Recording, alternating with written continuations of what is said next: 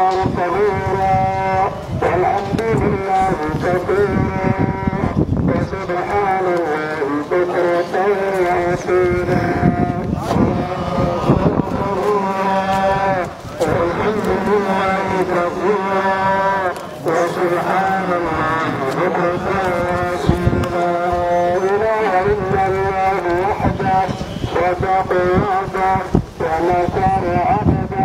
وأعز جنده وهزم الأحزاب وحده لا إله إلا الله ولا نعبد إلا إياه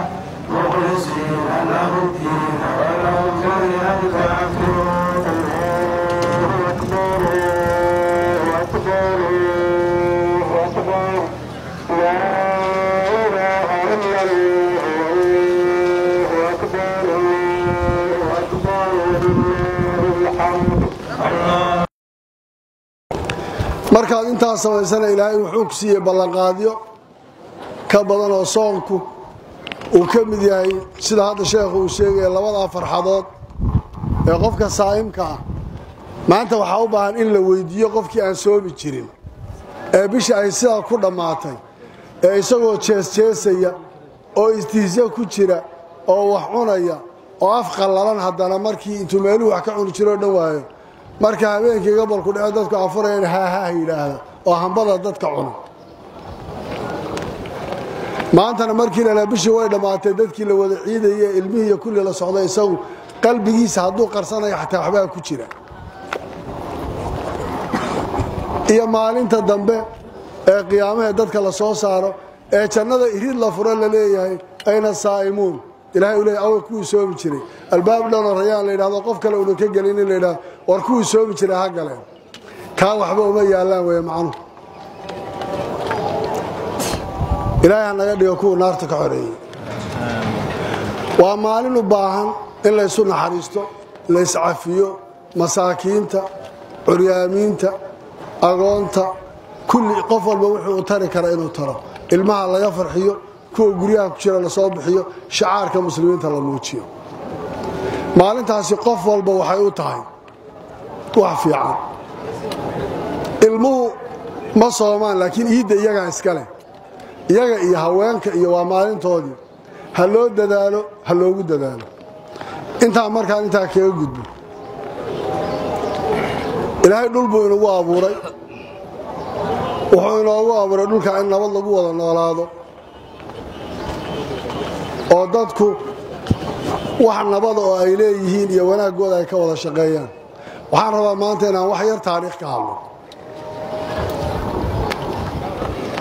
marka laga hadlayo qoomamkii la rogay ee kitaabka uu ka hadlayo ree Caad iyo ree Thamuud iyo asxaabul ayka iyo qoom Nuux iyo Luud iyo waxay inagu tahay sheekooyin aan kitaabta ka akhrisanayno waxa cibro idinku filan kismaayadan aan joogno iyo waxay soo martay maanta haddii ciidda wax la weydiiyo intii la roxroxo war badan baa ka soo bixi lahaa burburkii iyo dagaalkii sukeeye iyo fawdadii Soomaaliya ka dhacday waxay sabab u noqotay marka dib loogu noqdo shacabka Soomaaliyeed oo asalkiisu baadiye ka soo jeeda oo daaqsinta dhulbeereedka xoolaha ku dagaalamayo hardan iyo wax waliga noocaas ku salaysnaayo baadinimada ay asal u ahayd in burburkii dawladnimada ee Soomaaliya burburtay laga waayay raad oo dadku ay u arkeen wixii ay dawladdu lahayd inuu nin lahaa inuu qoys lahaa inuu shakhsi iska lahaa la waayay marka wixii dadka ka dhaxeeyay waxa uu noqday meeshuu ku dambeeyay maalinta xawar dagaalku dhacay maalintii ku xigtay yaasiinay waxaan soo maray mashruuc cusub oo Jabaanka ahaayo isgaarsiinta iyo telefoonno cusub casri ah oo kombiyuutarada xilliga wadanka aan jirin iyo wixii banaanka lagu jajabinay waan lugeynay waxaan ka soo lugay xamar weyn waxaan ku ilaaday maxaad u jajabinaysaa waa maxay waxa la jajabinayay waa asad dadku lahaa oo mujtamaca ka dhaxeeyay oo qalab ahaa oo intaasoo milyan ku baxday qofkaasi wuxuu fahmi waayay inuu kursiga iyo kombiyuutarka jajabiyo inuu nin iska lahaa yani waxaa ka maqan Soomaalida wadaniyadooda iyo lahaanshaha ka maqan waxaa ka maqan nooca dawladnimada waxay ku joogaan beelo iyo dadarisa iyo dad reebaadiya waxaa tusaale kugu filan Itoobiya iyo Soomaaliya laba waqti oo isku xigay burbureen aad bay isugu dhawaayeen ninka xabashiga ah ee bangiga joogay furihii isagoo la hor fadhiyaa loogu yimid markii dawladda ay burburtay mani Soomaaliya furo loogu yimid baa jira oo meeshana waardiye ka ah kala waa nooc marka burburkaasi uu keenayo asal dadku dhaqankooda iyo taariikhda u baadiyenimadu ku leedahay yaa asal u ahay Kismaayo sala idin tahay waxaan maleynaa intii burburku dhacay meel looga bixin waan joogay inta baan ku wareeyay qolo kasta oo timaaday waxay isku dayeysay cidii hore sii joogtay ruudkeeda inay bixiso oo meesha ka saarto oo la kala arguto oo aan jirin la raadiyo waxa ka soo baxana muxuu noqonayay nin raadinaya inuu ku dul noolaado waxaan reerkooda ahayna laga noqonayo damiin kafiil waxaan maqli jiray carabtii yaa kafiil baa jiro nin baa kafiil ka noqonaya waa la isku doono qoys dhaamay ma jiro inta hogaamiye ee soo martay mid walba waa la isdul saaraa in la helo system way adag tahay waxaan isku daynay warbal nimankan shabaabka ah inay meesha ka baxaan oo aan samaysano maamul dadku ay leeyihiin oo dadkan inay walaalo yihiin ay wax ka dhaxeeyaan oo Cali iyo Umar iyo Xasan iyo Faarax ay walaalo yihiin oo qurac iyo galool iyo qansax qabiili uu la jiray in dadka loo sheego wada noolaansho inuu sidaa ku yimaado taasana qof walba dano laba qof arintaasi dhib ay ku tahay laba qolo waa dhibaato ku tahay maxay dhibaato ugu tahay in la wada noolaado wuxuu yiri wareegalo inoo ducee ilaahu nabadkeen dhiigi walaalkay uu duudsiyay waagi dhaweed la dilay ilaahu roobkeen baadideeda raadkeedii buu hawaabinaya ilaahu caafimaadkeen oo dhawdeedii buu rabaa inuu meesha ka saaro xayaa badbaadaya markaa nin waa qofkan doonaya wax ku dul noolaansho waa qofkan doonaya inuu ka noqdo damaanad iyo mukulaal madow waa qofkan doonaya inuu qaabka ku waxaysto midna waa mid siyaasi ah noloshiisa iyo jiritaankiisu masaalixda siyaasiga ay ku xiran tahay inuu siyaasi yahay oo reebel isaga daraadii loo rogo oo sida la yeelo waa masaalix siyaasi oo raadinayo qofkaas taasoo ka shaqeynaya masaalixda siyaasiga ee ugu jirta in dadku rogmado dantiisa inuu helo asal uga inay dadku wada rogmadaan tiisa asal uga labada qolo waa ku dhibsadan dhismaha Jubbaland markaan dhisaynay ee dagaalka soo maray waxaan ku niri waxaan leenahay hal la dhiso war cidina dhexdhexaadinaysa noo imaada warna heshiisiya waxa naga dhaxeeya hal la sameeyo waxaan sheegnay war maanta xal ma raadinayno xal baan rabnaa bari baa la isu iman doonaa haddii hadda qabiil ku yimaado qabiil waliba waa laandheere keligii baa dhulka degan cid kale lama degana inta kale iyagay daba socotaa qof kale ma raaco hebel ma yeelo qof waliba intaas oo oranaya kii laandheer iyo kii laangaaba waxaan idhi markii balcod iyo sanduuq ay noqoto hal la arko laakiin hadda aan wada degno cadaalad ma la sameyn mise lama sameynayo anu markaan rabo inaan wax sameeyo waxaan rabaa inay cadaalad ugu dhawaato laakiin inay dadku arkaan inaan cadaalad sameynayo ma sugayo saanabi maxamed alayhi salaatu wasalaam ansaar baa ku tiri ma cadaalta waa nabi maxamed fikirkiisa kuma hadlaynin waxa uu ku hadlay wuxuu ahaa ma yandiqu anil hawa in huwa illa wahyu yuha rabbul izza wuxuu soo sheegay waxa uu sameeyay wahyi fawqa sab'a samaawaat laga soo dejiyay baa saaxiibadii ansaar oo garanaysan islaamku waxay ku ahaayeen yaa waxay yiraahdeen maadal cadaalad sameey وما حلو سنة وغنائم يرى القيمين محاضر بالله نزل مركز هذا ساكن إكس ما يهدي لنا عدالة محل لوسي هذا يهدي ولا عذاب أنتوا الرئيب اللي دول صاري أو واحد سي أو كيالي أو سيدان يالي سو أنت أول ما أنا وحسناتين كأسكري هدونا إسرائيل ولا قدلي دبعت بدن بوجيسن لها كأضيق هدونا هاي سنة وحكلوا سوين لها كجناع صدي هدونا إسرائيل بريبا لو حين لها أنت كلو رنا كالي أنا بكل المدو ذيك لا شك waxa abuuraya waxay tahay cabsi baa lagu joogaa in la cabsado oo dadku ay systemka ka cabsadaan maayna u bislaanin Soomaalidu wanaag iyo kalgacayl iyo waxay isu qabaan iyo maxabo iyo heshiis ay ku wada joogaan wali halka meelig haday taa garanayaan dawladnimadoodii iyo hantidoodii iyo waxay lahaayeen bay la burburiyeen oo u turi lahaayeen oo deyn lahaayeen oo hadduu hebel tagay hebel baa iman lahaa la oran lahaa waa shacab wali aan bisaylka gaarin waxaana inoogu wacan nolosheena dhinaca kale way ka fiican tahay inaan reebaadiyaan maanta inta dibadda inaga kharibi doonto mooye reeraha biil baa loo soo diraa ayay abti seedi sodog walaal qaraabo iyo silaal isku xidhiidhiyaan uu yar yahay qalama adduunka inaad ka hesho waxaynu isku xidhiidhaneen oo reebaadiyanimadeen iyo dhaqankaas qabiiligii wuxuu badbaadiyay nolol dad in raximka nooca lagu xidhiidhiyo laakiin inta kale oo dhan waa zero aan isku dayna marka inaan haysano waxa aan maanta haysano fursadu maalin walba ma imanayso bari way ka bedelaanaysaa waxaan rabnaa inaan gaadhno meesha aan doonayno waxaa laga hadlayaa hadda doorashooyin inay doorasho dhacdo bila badaan ka horba waxaa laga hadlaya waxaa la lahaa doorasho ma ay rabto inuu dhaco extension buu rabaa iyo inuu muddo ku darsado waxaan sheegnay war one day xataa ma rabno inaan ku darno hal mara dariiqeeda doorasho ha dhacdo guddi baa la sameeyey dastuur baan leenahay isagaan marayna qofkii raba kii musharaxa kii kursiga raba ha la yimaado dariiqa ha maro kaasuu wax ku helaya hadday extensionkii meesha ka baxay maxaa yahay guddidaa kana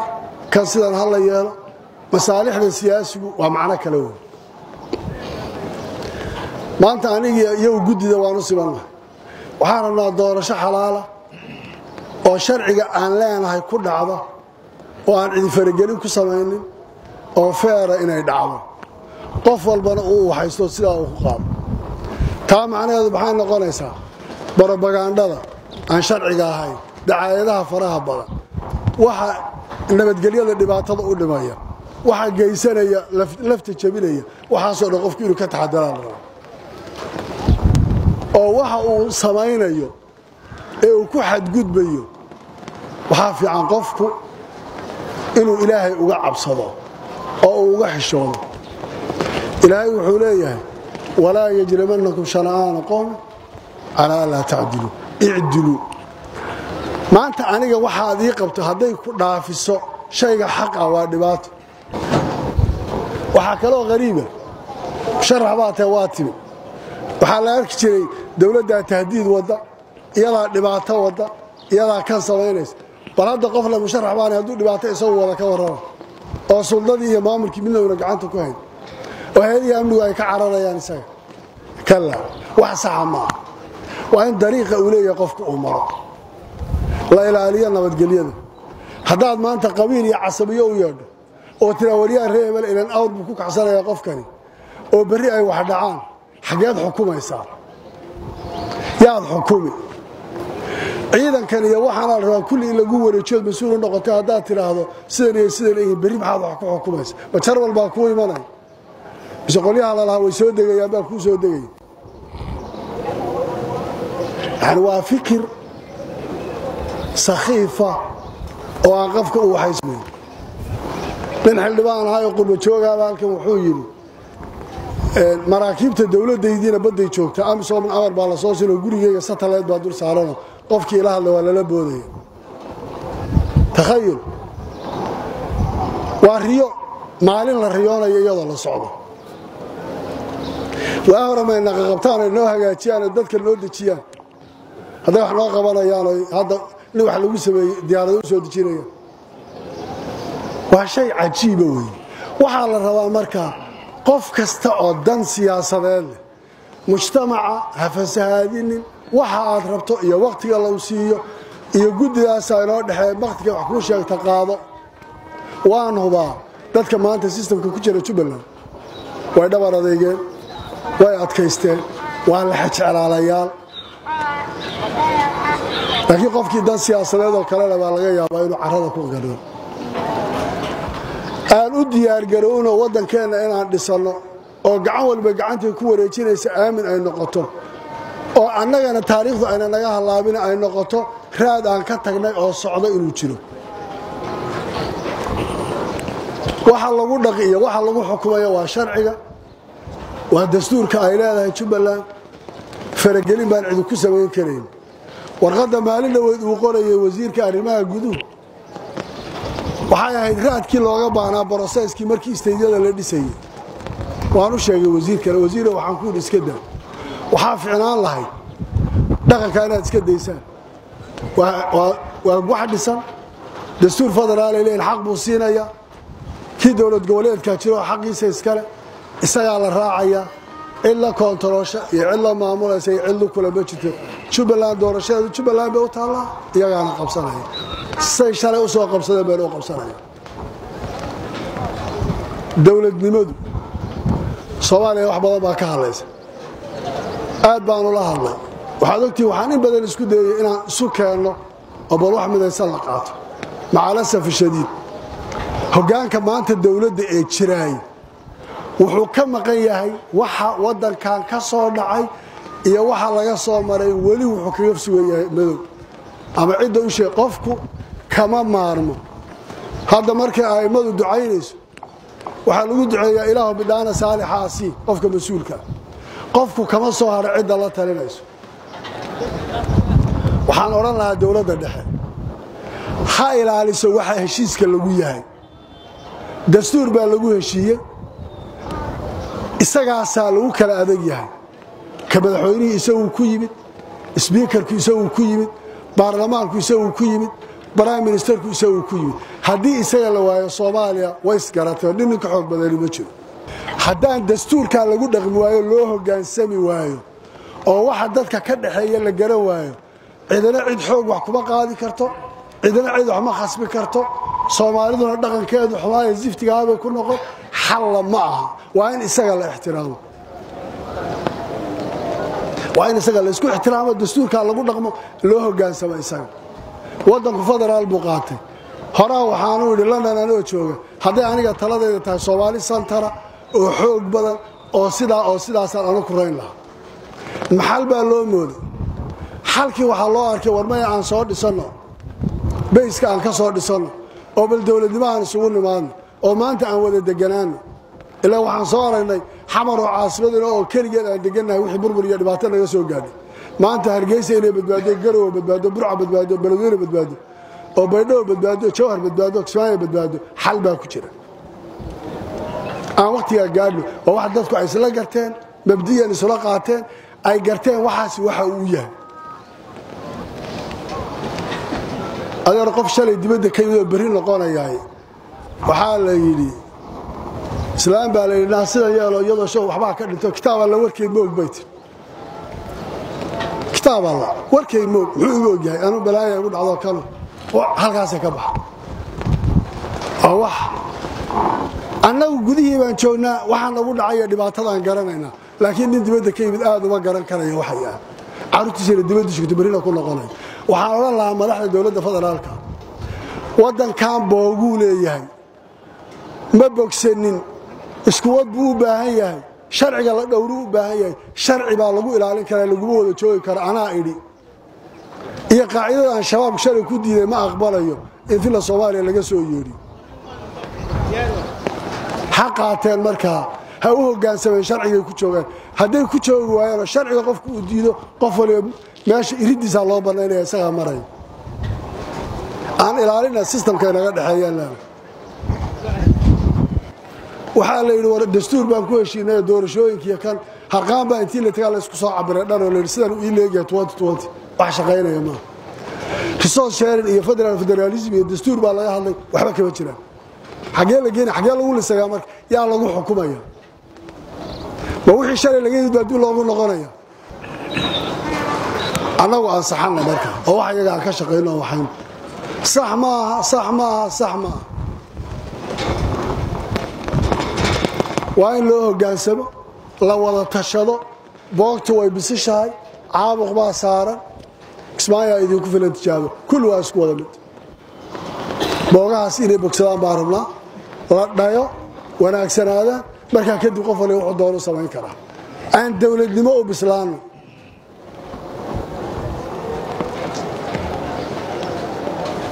waxa inaga dhaxeeya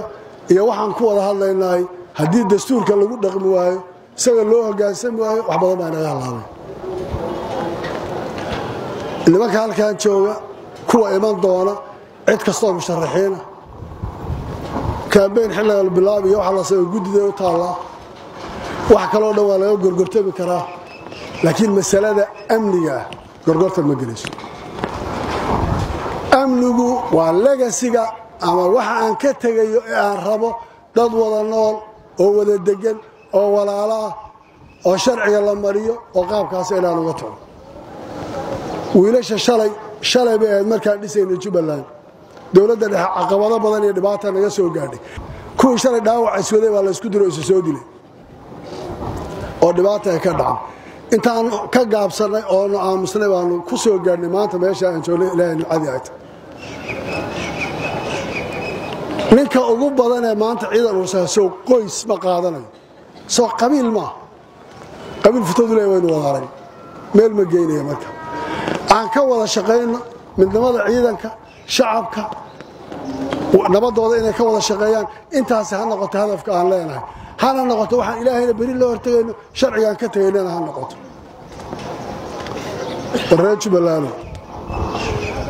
reer Jubbaland nabadda waxinoo qisaas baan ku wada joognaa qof la dilay inaan dilaan ku wada joognaa wiil dambi sameeyay aabihii inaan la qabsanin baan ku wada joognaa leeyahay walaa tisiru waasiratu wisra ukhra oo qof walba dambigiisa uu qaato aan middaa ka wada shaqeyno odayaasha dhaqanka isku daya isu imaada heshiiya dadka la wada hadla wada socda dadka khayr wada sheega mas'uuliyadda ugu weyn idinkeedu ku dhacaysaa